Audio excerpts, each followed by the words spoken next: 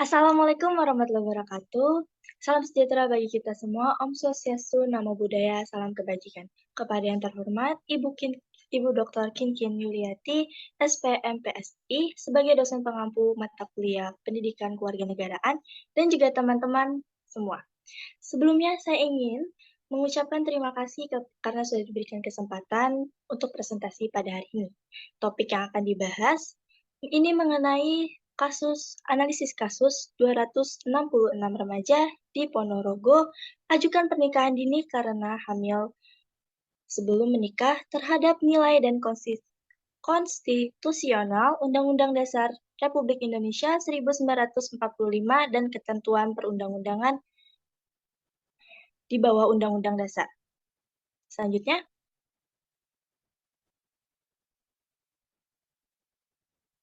oke, sebelum masuk ke topik yang akan dibahas pada hari ini, izinkan saya memperkenalkan diri terlebih dahulu. Saya Anissa Nur Afifah, selaku moderator, juga dengan 4 partner teman saya.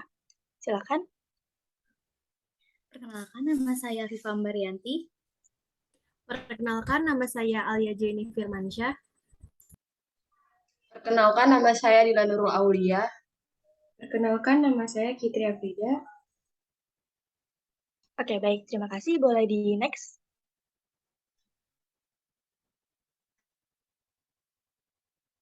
Oke, jadi materi yang akan dibahas pada hari ini yaitu yang pertama, menelusuri konsep dan urgensi konstitusi dalam kehidupan berbangsa negara.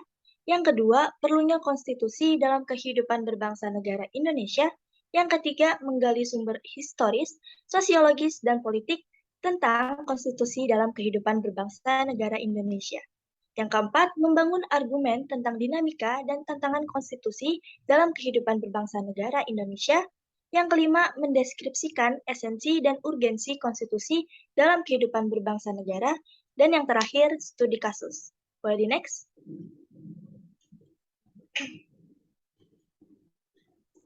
Oke, sekarang kita akan masuk ke materi pertama, yaitu menelusuri konsep dan urgensi konstitusi dalam kehidupan berbangsa negara yang akan dipaparkan oleh saya sendiri. Untuk mengetahui secara lengkap mengenai konstitusi dalam kehidupan berbangsa negara, kita perlu mengetahui apa maksud dan konsep konstitusi itu sendiri. Boleh dilanjut? Oke, terima kasih. Menurut Charles Frederick Strong, 1960, a constitution may be said to be a collection of principles according to which the power of the government, the rights of governed, and the relation between the two are adjust. Di mana, menurut Strong, menyamakan pengertian konstitusi dengan undang-undang dasar.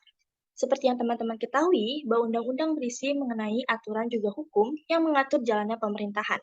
Dan merujuk pandangan Lord James, konstitusi adalah suatu kerangka negara yang diorganisasikan melalui dan dengan hukum yang menetapkan lembaga-lembaga yang tetap dengan mengakui fungsi-fungsi dan hak-haknya.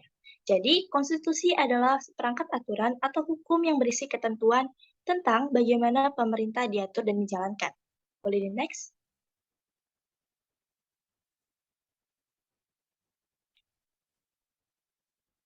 Oke, selanjutnya adalah fungsi dari konstitusi. Konstitusi tentunya memiliki fungsi tersendiri, yaitu untuk membatasi kekuasaan pemerintah sedemikian rupa, sehingga penyelenggaraan kekuasaan tidak bersifat sewenang-wenang, di mana hal-hal yang diharapkan warga negara adalah hak-hak warga negara itu sendiri dan akan terlebih terlindungi.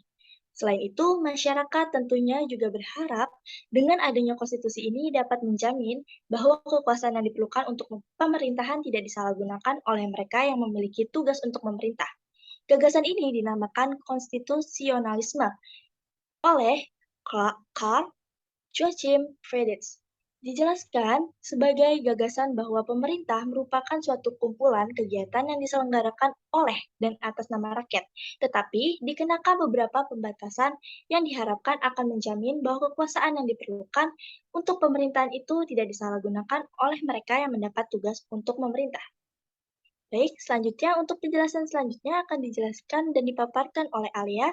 Silakan, boleh next. Baik, terima kasih moderator. Saya akan menjelaskan perlunya konstitusi dalam kehidupan berbangsa negara Indonesia. Boleh selanjutnya? Poin pertama, mestikah setiap negara memiliki konstitusi? Tentu saja, jawabannya adalah iya. Setiap negara harus memiliki konstitusi. Konstitusi diperlukan untuk mengatur dan menjadi pegangan penyelenggara suatu pemerintah. Poin pertama, A. Jika untuk apa konstitusi itu diperlukan, setiap negara harus memiliki konstitusi. Konstitusi dalam kehidupan berbangsa dan bernegara di Indonesia sangat diperlukan untuk menjadi pedoman yang mengatur jalannya pemerintah, pembatasan kekuasaan, dan menjamin hak asasi manusia agar pemerintah tidak bertindak sewenang-wenang serta membagi kekuasaan negara seperti dokumen yang membuat norma-norma. B. Adakah negara yang tidak memiliki konstitusi? Jawabannya, tidak ada negara yang tidak memiliki konstitusi. Namun, tidak setiap negara memiliki konstitusi tertulis. C. Jika ada, apa yang akan terjadi dengan kehidupan negara tersebut? Tidak akan mencapai tujuan yang sesuai dengan harapan masyarakat. Setiap negara memiliki konstitusi, tetapi tidak seperti negara Indonesia yang mempunyai konstitusi tertulis seperti Indonesia, yaitu Undang-Undang Dasar. Yang akan terjadi terhadap kehidupan negara apabila negara tidak memiliki konstitusi itu tersendiri adalah maka negara tersebut akan hancur. Tanpa konstitusi, sebuah negara tidak akan mencapai tujuan yang sesuai dengan harapan masyarakat karena tidak adanya aturan dasar yang mengatur hak asasi manusia. Selanjutnya,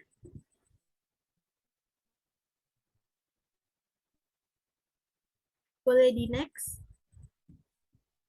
Poin kedua, jika konstitusi itu sedemikian penting,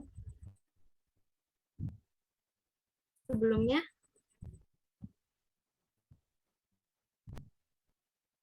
jika konstitusi itu sedemikian penting, bagaimana wujudnya? Wujud dari konstitusi dapat berupa hukum dasar tertulis dan tidak tertulis. Wujud konstitusi yang tertulis kemudian lazim disebut sebagai Undang-Undang Dasar di Indonesia, berfungsi sebagai hal yang dimana penting guna memberikan pengaturan dan juga pembatasan terhadap kekuasaan yang ada dalam suatu negara. A. Apa materi muatannya? Materi ini bermuatan hal-hal kekuasaan dan lembaga dengan menjalankan kekuasaan negara dan jaminan hak asasi manusia, serta hal-hal yang berhubungan dengan jaminan hak asasi manusia dan juga lembaga yang akan menjalankan kekuasaan negara. B. Apakah konstitusi itu selalu tertulis? Hampir semua negara mempunyai konstitusi tertulis, namun jika ada konstitusi tidak tertulis yang disebut juga sebagai konvensi. Pembagian wewenang dan cara bekerja berbagai lembaga negara serta pelindungan hak asasi manusia tentu saja berbeda. Suatu konstitusi disebut tidak tertulis jika ketentuan yang mengatur tata negara tidak dalam bentuk naskah tertentu, tapi memiliki konvensi atau permufakatan antara masyarakat dan pemerintah. Oleh karena itu, konstitusi tidak tertulis sering disebut juga konvensi. C. Jika tidak, negara manakah yang memiliki konstitusi tidak tertulis? Negara dengan konstitusi tidak tertulis yaitu adalah negara Inggris, Selandia Baru, dan juga Israel. D. Apakah konstitusi demikian itu efektif dalam mengatur kehidupan berbangsa dan bernegara? Sulit untuk konstitusi tidak tertulis untuk mempertahankan kekuasaan tanpa dukungan dari masyarakat. Konstitusi tidak tertulis biasanya merupakan kebiasaan dari ketatanegaraan yang sering timbul dalam masyarakatnya. Konstitusi ini berbentuk kesepakatan bersama di tengah masyarakat dengan dasar kebiasaan tersebut. Negara yang memiliki konstitusi tidak tertulis terkesan sulit untuk maju dan berkembang karena negara tidak mempunyai cita-cita, visi misi serta tujuan hidup berbangsa dan bernegara yang akan mengakibatkan masyarakat dan pemerintah tidak memiliki rasa percaya satu sama lain atau saling curiga. Terkecuali bagi negara Inggris. Negara Inggris adalah negara yang maju. Tetapi kenapa negara Inggris tidak mempunyai konstitusi tidak tertulis? Karena ketentuan mengenai kenegaraan itu telah tersebar dalam berbagai dokumen dan sudah hidup dalam adat kebiasaan masyarakatnya. Apabila terjadi pelanggaran atas konstitusi tidak tertulis, hakim konstitusi menggunakan jurisprudensi sebagai dasar putusannya. Jurisprudensi adalah segala keputusan dari hakim terdahulu untuk mengadili suatu perkara yang diatur dalam undang-undang. Kemudian keputusan terdahulu tersebut dijadikan pedoman oleh hakim lain untuk menyelesaikan perkara yang sama. Selanjutnya, saya kembali kepada moderator. Iya, terima kasih. Selanjutnya akan dibacakan oleh dan dijelaskan, dipaparkan oleh Kitri. Silakan. Baik, masuk ke dalam bab selanjutnya yaitu menggali sumber historis, sosiologis, dan politik tentang konstitusi dalam kehidupan berbangsa negara Indonesia.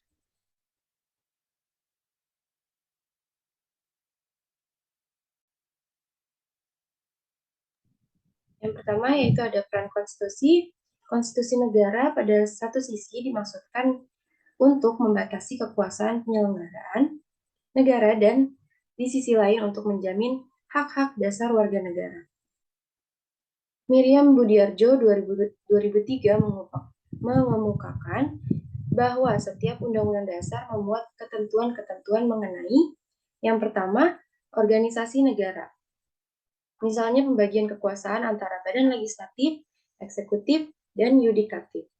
Selanjutnya, ada hak-hak asasi manusia yang setelah tercantum dalam pasal 28A sampai pasal 28J dalam Undang-Undang Dasar Negara Republik Indonesia tahun 1945. Selanjutnya ada prosedur mengubah Undang-Undang Dasar.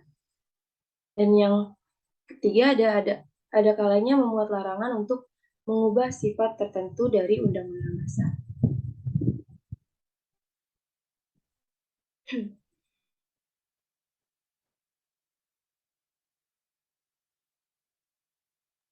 Boleh selanjutnya. Kemudian ada hal-hal yang dimuat dalam konstitusi atau Undang-Undang Dasar. Yang pertama, organisasi negara. Di sini misalnya pembagian kekuasaan antara badan legislatif, eksekutif, dan yudikatif. Pada negara federal, pembagian kekuasaan antara pemerintah federal dan pemerintah negara-negara bagian. Dan tentang prosedur menyelesaikan masalah pelanggaran yurisdiksi oleh salah satu badan pemerintahan. Yang kedua, memuat larangan untuk mengubah sifat tertentu Undang-Undang Dasar. Yang kedua adalah hak-hak asasi manusia. Dalam Undang-Undang Dasar Negara Republik tahun 1945, misalnya diatur secara khusus dalam pasal 28A sampai pasal 28J. Hak-hak asasi manusia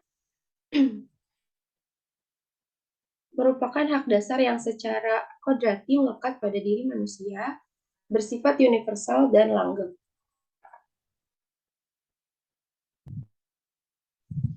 Oleh karena itu, harus dilindungi, dihormati, dipertahankan, dan tidak boleh diabaikan, dikurangi, atau dirampas oleh siapapun. Hak-hak manusia juga adalah hak untuk hidup, hak untuk tidak disiksa, hak kemerdekaan pikiran dan hati nurani, hak beragama, hak untuk tidak diperbudak, hak untuk diakui sebagai pribadi di hadapan hukum, dan hak untuk tidak dituntut atas dasar hukum yang berlaku adalah hak asasi manusia yang tidak dapat dikurangi dalam hal apapun. Selanjutnya, prosedur mengubah Undang-Undang Dasar. Prosedur mengubah Undang-Undang Dasar adalah putusan untuk mengubah pasal-pasal Undang-Undang Dasar yang dilakukan dengan persetujuan sekurang-kurangnya 50% ditambah satu anggota dari seluruh anggota Majelis Permusyawaratan Rakyat, khusus mengenai bentuk negara kesatuan Republik Indonesia yang tidak dapat dilakukan perubahan. Selanjutnya yang keempat, ada kalanya memuat larangan untuk mengubah sifat tertentu dari undang-undang Dasar. Hal ini untuk menghindari terulangnya kembali hal-hal yang baru saja diatasi. Yang terakhir, memuat cita-cita rakyat dan asas-asas ideologi negara. Ungkapan ini mencerminkan semangat yang oleh penyusun Undang-Undang Dasar ingin diabadikan dalam Undang-Undang Dasar sehingga mewarnai seluruh naskah Undang-Undang Dasar tersebut. Saya kembalikan kepada moderator. Oke, terima kasih Fitri. Oke, selanjutnya boleh di next. Oke, materi kali ini akan dipaparkan oleh Dila.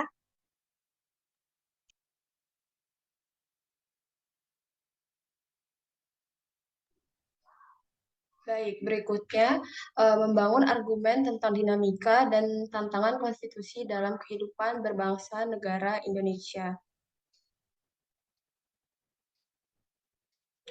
Perubahan konstitusi. Pada tuntutan untuk mengamandemen Undang-Undang Dasar Negara Republik Indonesia 1945 didasarkan pada pandangan bahwa Undang-Undang Dasar Negara Republik Indonesia 1945 belum cukup memuat landasan bagi kehidupan yang demokratis, pemberdayaan rakyat, dan penghormatan HAM. Dalam tumbuh Undang-Undang Dasar Negara Republik Indonesia 1945 terdapat pasal-pasal yang menimbulkan penafsiran beragam atau lebih dari satu tafsir, yaitu multitafsir, dan membuka peluang bagi penyelenggaraan negara yang otoriter, sentralistik, tertutup, dan berpotensi timbulnya praktik korupsi, kolusi, dan nepotisme atau KKN.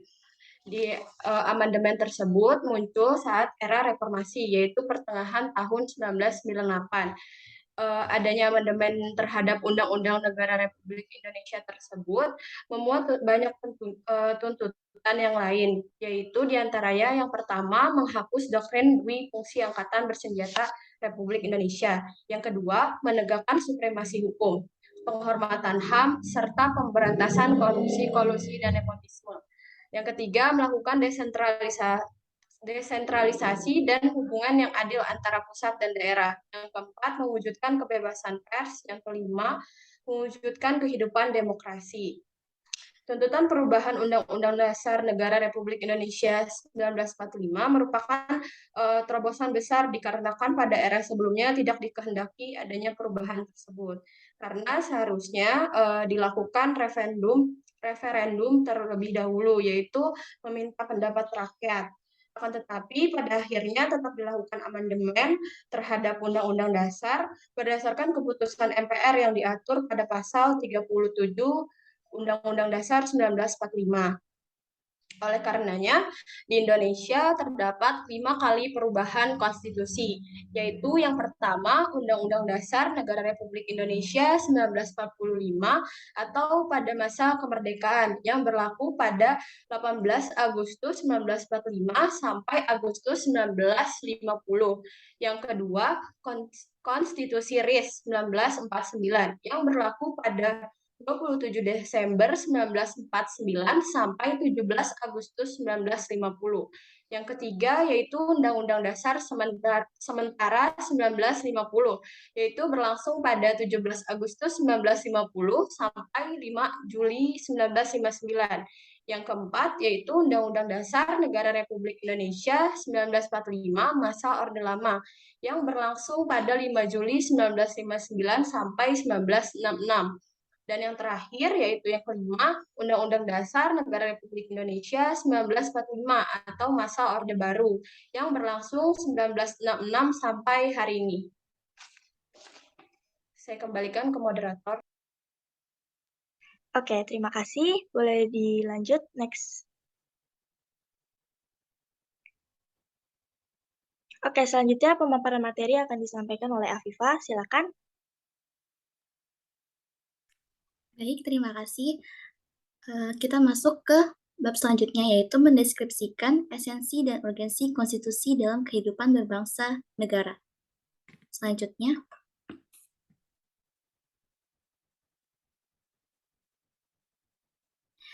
Undang-Undang Dasar Negara Republik Indonesia tahun 1945 ini merupakan undang-undang tertinggi dalam jenjang norma hukum di Indonesia. Sehingga secara normatif undang-undang yang isinya yang isinya bertentangan dengan Undang-Undang Dasar itu tidak diperbolehkan. Jika dalam undang-undang terdapat isinya ini bertentangan dengan Undang-Undang Dasar Negara Republik Indonesia 1945, maka akan menimbulkan masalah konstitusionalitas. Sehingga warga negara dapat mengajukan pengujian konstitusionalitas suatu undang-undang kepada Mahkamah Konstitusi. Pengujian konstitusionalitas undang-undang adalah pengujian mengenai nilai konstitusionalitas undang-undang itu baik dari segi formal maupun material terhadap undang-undang dasar. Konstitusionalitas undang-undang baru muncul pada tahun 2001 ketika dilakukan perubahan Undang-Undang Dasar 1945. Keberadaan Mahkamah Konstitusi dirumuskan dalam naskah perubahan ketiga Undang-Undang Dasar 1945 yang disahkan oleh Sidang Tahunan MPR tahun 2001, yaitu pada pasal 24 ayat 2 dan pasal 24C ayat 1 sampai dengan ayat 6, dan pasal 7B Undang-Undang Dasar 1945. Pasal 24 ayat 2 ini menegaskan bahwa Mahkamah Konstitusi adalah salah satu pelaku kekuasaan kehakiman. Pasal 24C ayat 1 dan ayat 2 mengatur mengenai kewenangan Mahkamah Konstitusi. Ayat ketiga mengatur mengenai jumlah hakim dan lembaga yang berwenang mengajukan calon hakim. Lalu ayat yang keempat mengatur mengenai pemilihan ketua dan wakil ketua Mahkamah Konstitusi. Lalu kemudian ada ayat 5 dan 6 yang mengatur tentang syarat pengangkatan dan pemberhentian hakim konstitusi.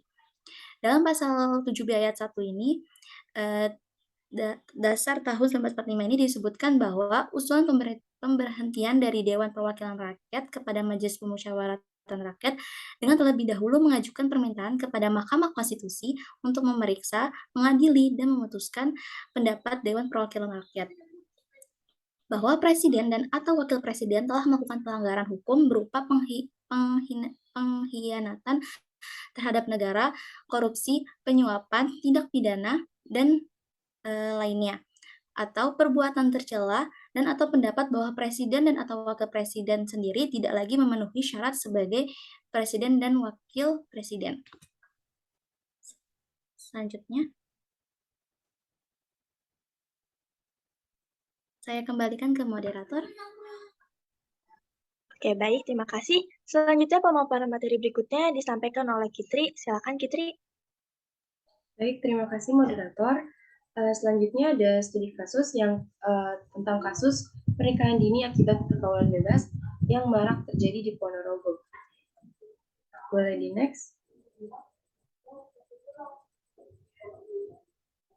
Terdapat ratusan permohonan izin menikah di Pengadilan Agama Ponorogo. Pada tahun 2021 ada 266 pelamar, dan pada tahun 2022 tidak akan kurang, yaitu 191 pelamar. Sedangkan di tahun 2023, di minggu pertama tahun 2023, sudah ada 7 orang yang mengajukan cerai. Semuanya merupakan pelajar SMP dan SMA. Fenomena pelajar hamil di luar nikah ini dan menikah dini membuat Wakil Presiden Majelis Ulama Indonesia atau MUI, Anwar Abbas, angkat bicara. Menurutnya, ratusan pelajar di Ponorogo, Jawa Timur, hamil di luar nikah merupakan kegagalan dalam pengasuhan anak. Belakangan ini, kasus pernikahan dini akibat pergaulan bebas yang marak terjadi di Ponorogo disebabkan karena hamil di luar nikah dan terdiri dari ratusan pelajar SMP dan SMA yang terpaksa dan dipaksa oleh keluarga atau kedua orang tuanya untuk menikah dini. Hal itu diketahui setelah seorang pelajar yang sedang hamil mengajukan surat nikah ke Pengadilan Agama di Ponorogo. Berdasarkan Undang-Undang Nomor 1 Tahun 1974 yang kemudian diubah menjadi Undang-Undang Nomor 16 Tahun 2019 tentang perkawinan, diperbolehkan menikah pada usia 19 tahun ke atas. Namun, jika berusia di bawah 19 tahun, Pengadilan Agama harus mengambil keputusan untuk membatalkan perkawinan tersebut. Kantor Pemberdayaan Perempuan dan Kesejahteraan Anak atau P3A akan mengevaluasi temuan tersebut. Menurut data yang terkumpul, salah satu penyebabnya adalah seks bebas karena pengaruh jejaring sosial dan gadget. Hingga saat ini, kantor P3A telah menangani kasus kekerasan fisik dan seksual terhadap anak. Selain itu, terdapat pula penanganan terhadap perbuatan melawan hukum terhadap anak di bawah umur, termasuk berhubungan seksual dengan anak di bawah umur. Direktur P3A Supriyadi mengatakan, anak-anak itu menikah karena pengaruh sosial, lokasi, dan pengaruh media sosial, tertarik pada awalnya, kemudian mencoba untuk berhubungan seksual. Berdasarkan temuan tersebut, bakti sosial akan memperkuat pencegahan dan rujukan anak pada masalah fertilisasi dan perkawinan. Pihaknya akan bergabung dengan instansi lain seperti Dinas Pendidikan, Kementerian Agama, dan elemen terkait lainnya. Saya kembalikan kepada moderator.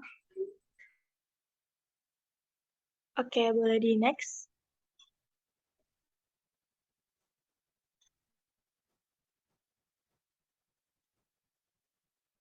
Oke, ini jadi kedudukan anak dan undang-undangnya. Ada Undang-Undang Nomor 1 Tahun 1974, Pasal 43 Ayat 1. Yang kedua ada Pasal 53 Komprimasi Hukum Islam. Dan yang ketiga Pasal 42 Undang-Undang Pernikahan dan Pasal 99 KHI. Dan berikutnya, selanjutnya, boleh di next. Oke, materi kali ini akan disampaikan oleh Alia dan juga Afifah. Silakan. Baik, terima kasih. Saya akan membahas kaitan pokok bahasa khusus dan kasus yang diangkat. Next. Berkaitan dengan kasus pengajuan dispensasi nikah di Ponorogo, dilihat kembali berdasarkan tujuan perkawinan menurut Undang-Undang Nomor 1 Tahun 1974 tentang perkawinan Pasal 1 adalah membentuk keluarga rumah tangga yang bahagia dan kekal berdasarkan ketuhanan Yang Maha Esa. Tentu saja, setiap masyarakat dan setiap orang mau mempunyai keluarga yang bahagia dan kekal berdasarkan ketuhanan Yang Maha Esa. Batasan usia perkawinan yang telah ditetapkan pemerintah yaitu terdapat dalam Pasal 7 Ayat 1 dan Ayat 2 Undang-Undang Nomor 1 Tahun 1974 tentang perkawinan yang berbunyi. 1. Perkawinan hanya diizinkan jika pihak pria sudah mencapai umur 19 tahun dan pihak wanita mencapai umur 16 tahun. 2. Dalam hal ini, penyimpangan terhadap Ayat 1 pasal ini dapat meminta dispensasi pada pengadilan atau pejabat lain yang ditunjuk oleh kedua belah pihak, baik pria ataupun wanita. Dalam kasus yang kami angkat ini, kebanyakan remaja berusia 15 tahun, yaitu adalah remaja SMP, di mana hal ini bertentangan dengan konstitusi. Mahkamah pun berpendapat bahwa perkawinan anak akan rentan dan berpotensi menghadapi permasalahan, mulai dari kesehatan fisik, misalnya adanya kelainan di reproduksi atau adanya penyakit reproduksi, dan juga kesehatan mental karena yang tiba-tiba mempunyai anak yang belum siap secara mental, hingga kesulitan ekonomi untuk memenuhi kebutuhan sehari-hari seperti membeli susu atau membeli pampers untuk anak yang lagi dikandung yang akan melahirkan nantinya. Banyaknya kasus sebelum menikah yang terjadi di kalangan remaja akibat dari pergaulan bebas dan kurangnya pengetahuan tentang reproduksi. Di Indonesia sendiri masih tabu untuk membahas hal-hal seks. Padahal itu adalah hal yang cukup penting untuk mengenali anak yang alat produksi itu boleh dipegang atau tidak, atau bagaimana cara mengajarkan seks yang tepat untuk anak yang sudah usianya agar mereka tahu apa resiko dan penyebabnya yang akan terjadi nantinya. Dan juga pengawasan keluarga yang mungkin orang tuanya sibuk ataupun kurang dalam pengawasan akan mempengaruhi anak itu tersendiri. Dalam hal ini, orang tua merasa malu ketika anaknya hamil sebelumnya adanya pernikahan. Mungkin adanya cemooh dari lingkungan, dari tetangga, dan orang tua pun akan mengajukan dispensasi nikah agar si anak dapat melangsungkan pernikahan meskipun belum cukup umur. Baik, saya kembalikan kepada moderator. Oke, selanjutnya akan dijelaskan oleh Afifah. Silakan. Baik, terima kasih. Selanjutnya itu berkaitan dengan kasus konstitusi berperan sebagai pedoman bagaimana pemerintah yang berwenang akhirnya memberi izin anak di bawah umur untuk menikah yang tentunya ditinjau dari kondisi tiap anak. Yang pertama itu adalah konsep urgensi konstitusi yang perlu diperhatikan kembali. Kasus ini tentunya sangat mengejutkan karena belum ada permohonan pernikahan sebanyak ini. Menurut Biro Pusat Statistik, sebelumnya pada tahun 2001 hingga tahun 2009, terdapat 20% wanita usia muda yang melahirkan di usia 15-19 tahun. Bahkan di daerah pedesaan pun justru menunjukkan hasil yang lebih tinggi, yaitu 58%. Dalam kasus disebutkan bahwa mereka menginginkan hak untuk menikah pada usia dini karena beberapa sebab, yaitu dari hamil di luar nikah. karena takutnya akan zina hingga menghindari fitnah. Akan tetapi yang menjadi penyebab utamanya karena sudah hamil sebelum memiliki hubungan suami istri. Selanjutnya yang kedua, itu perlunya konstitusi dalam kehidupan berbangsa bernegara. Sangat diperlukan untuk menjadi pedoman yang mengatur jalannya pemerintahan, pembatasan kekuasaan, dan menjamin hak asasi manusia agar pemerintah tidak bertindak sewenang-wenang. HAM diatur dalam Undang-Undang Nomor 39 Tahun 1999 yang berbunyi HAM adalah seperangkat hak yang melekat pada hakikat dan keberadaan manusia sebagai makhluk Tuhan Yang Maha Esa dan merupakan anugerahnya yang wajib dihormati, dijunjung tinggi dan dilindungi oleh negara, hukum, pemerintah, dan setiap orang demi kehormatan serta perlindungan harkat dan martabat manusia.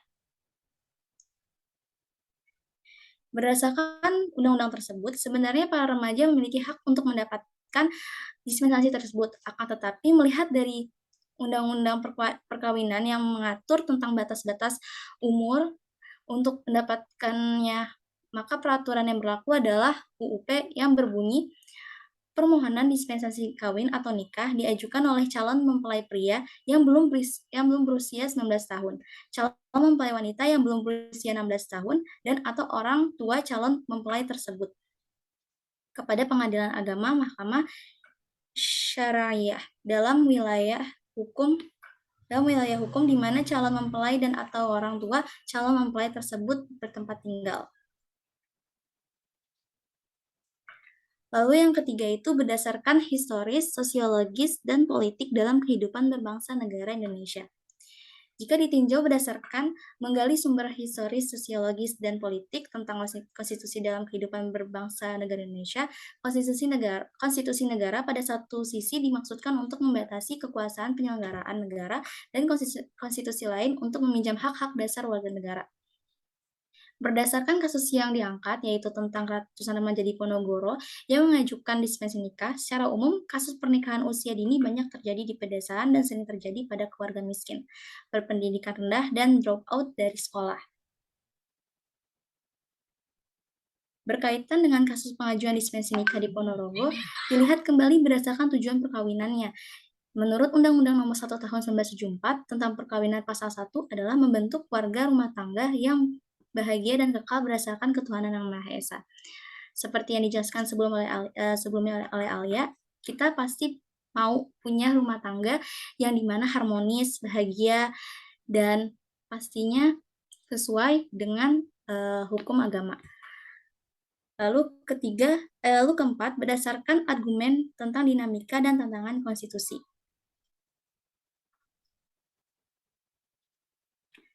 Jika dalam keempat ini, UUD 1945 itu belum cukup memuat landasan bagi kehidupan yang demokratis, pemberdayaan rakyat, dan penghormatan HAM. Di dalam tubuh UUD NRI 1945 ini terdapat pasal-pasal yang menimbulkan penafsiran beragam atau lebih dari satu tafsir, dan membuka peluang bagi penyelenggaraan negara yang otoriter, sentralistik, tertutup, dan berpotensi timbulnya praktik korupsi, kolusi, dan nepotisme KKN. Perkembangan tentang persyaratan untuk mengajukan dispensasi nikah ditemukan dalam regulasi pemerintah daerah yang diawali dan peningkatan jumlah pernikahan usia anak yang semakin tinggi di banyak daerah, termasuk di Ponorogo. Hal ini upaya untuk mencegah perkawinan pada usia anak, termasuk pengaturan terkait dispensasi nikah. Terjadi peningkatan jumlah kasus dispensasi nikah yang diberikan melalui penetapan pengadilan agama semakin memperkuat argumentasi bahwa upaya pencegahan perkawinan usia anak melalui perubahan batas usia perkawinan tidak relevan untuk mengurangi perkawinan usia anak itu sendiri. Lalu yang kelima itu ada tinjau berdasarkan esensi dan urgensi konstitusi dalam berbangsa negara Indonesia. Peraturan perundangan di bawah UUD NRI 1945 isinya bersumber dan tidak boleh bertentangan karena UUD NRI 1945 itu merupakan batu uji apakah isi peraturan di bawahnya bertentangan atau tidak. Pada kasus yang diamati tentang remaja hamil tanpa adanya pernikahan dalam hukum Islam dan KUHP Perdata, anak luar nikah tidak mempunyai hubungan nasab dengan ayah biologisnya. Nah, ini di dalam pasal nomor 1 tahun 1974, pasal 43 ayat 1 tentang pernikahan menjelaskan bahwa anak yang dilahirkan di luar nikah itu hanya mempunyai hubungan perdata dengan ibu dan keluarganya. Jadi, anak yang hamil di luar nikah ini dalam pasal 43 ayat 1 ini dijelaskan bahwa anak ini tidak punya nasab dari ayah maupun dari keluarga ayahnya. Lalu konsekuensinya adalah di mana laki-laki yang sebenarnya menjadi ayahnya tidak memiliki kewajiban untuk memberikan nafkah, dan anak itu sendiri tidak bisa menuntut ayahnya tersebut.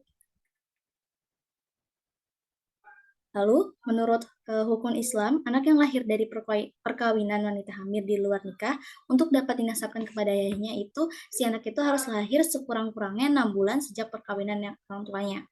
Tapi menurut kompilasi hukum Islam, anak yang dilahir dari perkawinan wanita hamil karena zina adalah anak sah karena lahir dalam perkawinan yang sah, yang sesuai dengan pasal 53 kompilasi hukum Islam, yaitu seorang wanita hamil di luar nikah dapat dikawinkan dengan pria yang menghamilinya.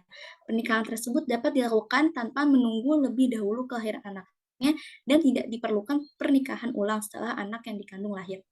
Nah, tetapi apabila perkawinan wanita hamil dilakukan dengan laki-laki yang bukan mengambilinya, maka pernikahan itu menjadi tidak sah dan anak yang dilahirkan statusnya itu tidak sah. Jadi jika seorang ibu ini hamil di luar nikah, ya seorang wanita hamil di luar nikah, tapi menikah dengan orang atau lelaki yang bukan menghamilinya, maka status anak tersebut itu tidak sah dan pernikahan tersebut juga tidak sah.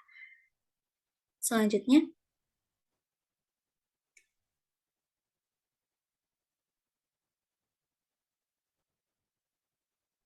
saya kembalikan ke moderator. Oke, baik. Selanjutnya akan dijelaskan oleh Dila. Silakan. Baik, berikutnya yaitu perspektif tulisan terkait kasus yang kami angkat.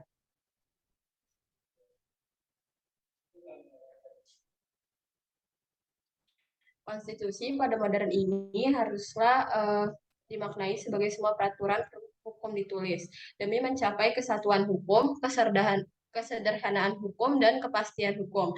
Secara umum berbentuk tertulis yaitu melalui Undang-Undang Dasar Negara Republik Indonesia 1945 yang pada umumnya mengatur mengenai pembentukan, pembagian, wewenang, dan cara bekerja berbagai lembaga kenegaraan serta perlindungan hak asasi manusia. Walaupun hanya membuat 37 pasal, namun ketiga materi muatan konstitusi yang harus ada menurut ketentuan umum teori konstitusi telah terpenuhi dalam Undang-Undang Dasar 1945 tersebut. Ketiga materi tersebut yaitu legislatif sebagai pembuat undang-undang, kedua eksekutif yaitu menjalankan undang-undang, ketiga yudikatif yaitu kekuasaan kehakiman.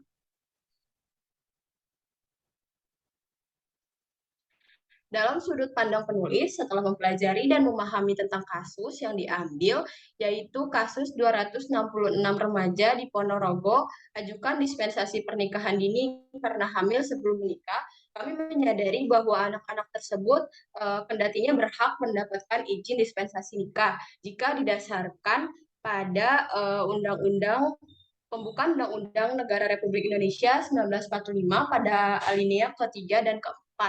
Juga pada pasal 29 ayat 1 Undang-Undang Dasar 1945 serta Undang-Undang Pernikahan yaitu nomor 1 tahun 1974. Yaitu yang berhak mendapatkan izin untuk menikah adalah mereka yang jika pihak pria sudah mencapai umur 19 tahun dan pihak wanita mencapai umur 16 tahun. Akan tetapi, tentu kedepannya anak itu akan mendapati banyak resiko, seperti terjadinya perceraian. Tentu hal tersebut sangat bertentangan dengan tujuan pernikahan menurut Undang-Undang Nomor 1 Tahun 1974. Yang dimana tujuannya berisi membentuk keluarga atau rumah tangga yang bahagia dan kekal berdasarkan ketuhanan yang Maha Esa.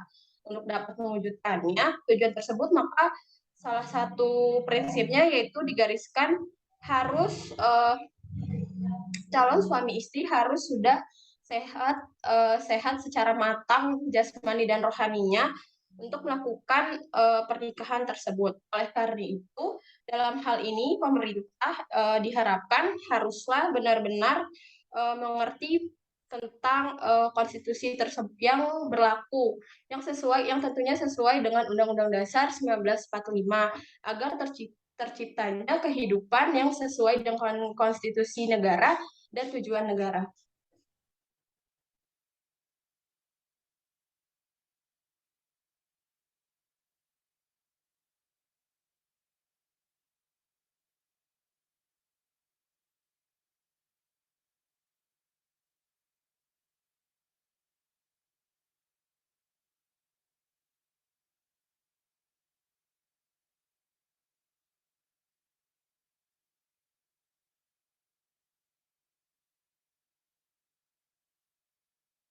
Oke, selanjutnya kami akan menampilkan video mengenai kasus yang kami bahas pada materi kali ini. Silakan.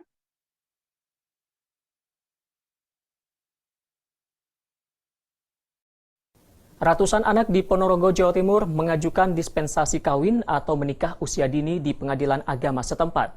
Selain alasan tidak mau meneruskan sekolah, kebanyakan pemohon hamil di luar nikah.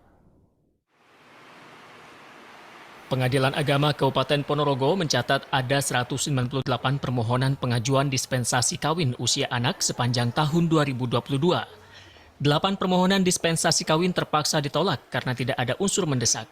Sedangkan 106 lebih pemohon disarankan untuk melanjutkan sekolah karena masih pelajar SMP atau usia 15 tahun. Ada berbagai alasan menikah di usia dini dan kebanyakan hamil di luar nikah karena pergaulan bebas. Mereka lebih kepada bagaimana masyarakat bekerja sama untuk menekan tentang usaha-usaha anak-anak ini untuk lebih berminat untuk bersekolah. Karena kebanyakan dari mereka itu tidak memiliki minat untuk bersekolah, sehingga mereka lebih memilih untuk berumah tangga. Ini kan hal yang tidak masuk akal untuk akal-akal orang dewasa, karena mereka kan jauh di bawah usia 19 tahun. Ada yang tadi barusan saya periksa perkaranya itu, yang saya putus perkaranya adalah 15 tahun usianya, tetapi sudah melakukan hubungan suami istri sebanyak 3 kali, dan itu dilakukan di rumah orang tuanya ketika orang tuanya pergi bekerja sebagai peternak. Petugas juga mengimbau kepada orang tua dan guru untuk lebih ketat menjaga dan mengawasi pergaulan anak agar tidak terpaksa menikah di usia dini. Hendra Setiawan, Kompas TV Ponorogo, Jawa Timur.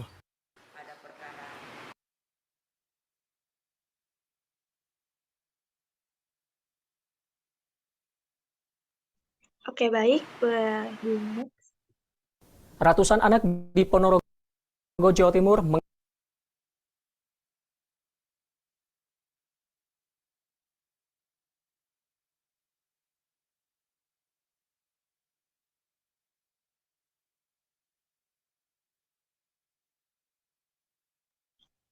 Oke, baik teman-teman, terima kasih sudah memaparkan materi presentasi pada hari ini.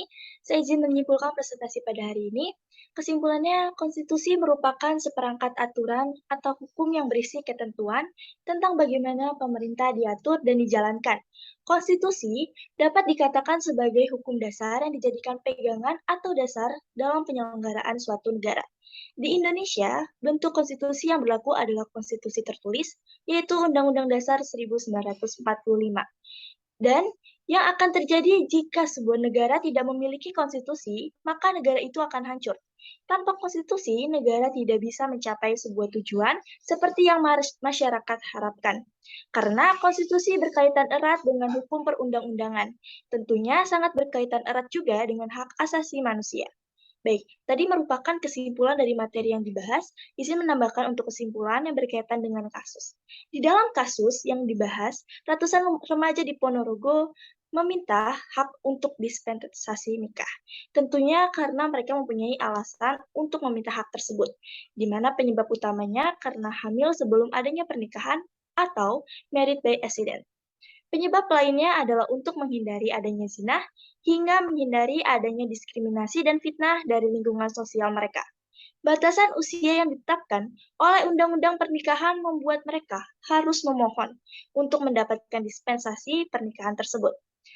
Pernikahan dini dipandang akan banyak menuai kontra, tentu saja, bahkan Mahkamah Konstitusi Indonesia sendiri pun menyarankan untuk tidak menikah pada usia anak dikarenakan kurangnya persiapan untuk membangun rumah tangga. Persiapan yang harus disiapkan adalah persiapan mental, fisik, hingga ekonomi. Selain itu, nantinya perkawinan anak menyebabkan rusaknya masa depan anak itu sendiri dan akan menggerus cita-cita bangsa untuk menciptakan sumber daya manusia yang unggul dan memiliki daya saing. Ketidaksiapan inilah yang membuat banyak masyarakat timbul dalam masyarakat membuat masalah timbul dalam pernikahan mereka. Kurangnya pengasuhan dari orang tua, pergaulan bebas, berpacaran, serta media sosial yang tidak dipantau oleh orang tua merupakan faktor-faktor penyebab dari melonjaknya permohonan untuk menikah pada usia dini. Oke, mungkin itu saja presentasi dari kami. Kurang lebihnya mohon dimaafkan. Kepada Ibu Kinkin dan teman-teman, kami juga terbuka mengenai kritik dan sarannya. Terima kasih atas perhatiannya. Wassalamualaikum warahmatullahi wabarakatuh. Salam sejahtera bagi kita semua. Om Santi Santi Om, Nano Buddhaya. Salam kebajikan.